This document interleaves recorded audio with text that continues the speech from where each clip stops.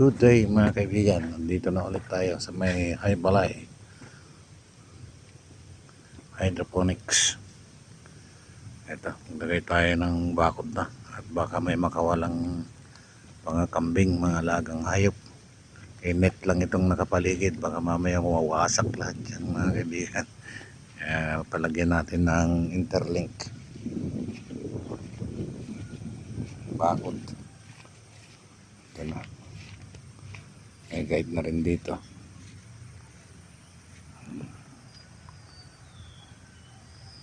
Dito tayo sa dulo.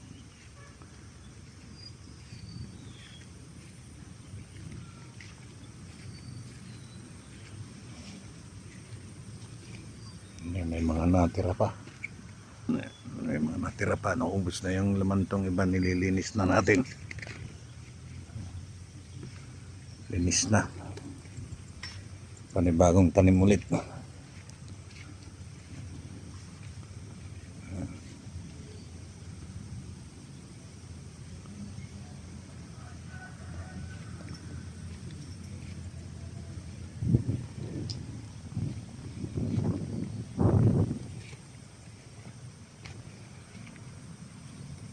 Galaw-galaw ah.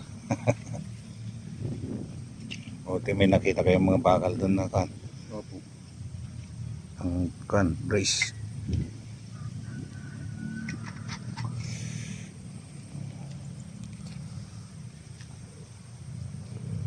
Malapit na rin mag-ani ng palay ang aking kapatid. Ayaw naman lumaki itong kan, mga nyug na kan. Dwarf to eh. Mga yung maliliit buko oh. Dami nito na tinanim eh. May mga namatay eh. Pag natubig, di ba gustong gusto dapat dito tubig. Hindi naman po natutuyan yata. Eh pagkatag-araw tuyo yan. Pag second cropping tuyo lahat yan. Uy, may bunga yung mulberry. Dito nga po namin sa ngatat. Hindi namin makukwento. Oo, dapat putulan talaga. Ito, tatanggalin nyo ito pagkakuan. Ito. Pag kinabit na yung interlink.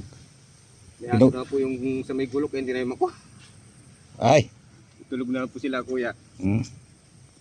Bali mamaya. Hinog na kaya? Okay na, hapon na kalas naman. Asim. Okay po, good day po.